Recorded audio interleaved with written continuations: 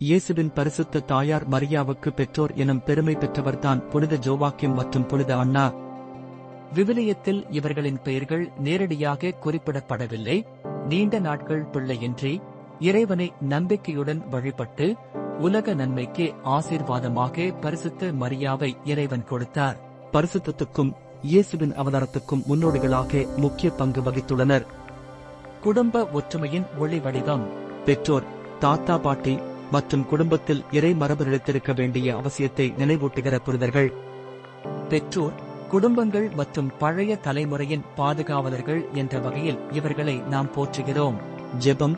புனித ஜோவாக்கிம் மற்றும் புனித அன்னையே, இயேசுவின் தாயின் தூய்மையான வாழ்க்கையின் முன்னோடிகளாக வாழ்ந்தீரே, நாங்கள் வாழும் குடும்பங்களிலும் புனிதத்தையும் இறை நம்பிக்கையையும் வளர்த்திட உங்கள் பரிந்துரையை வழங்குங்கள். ஆமென்.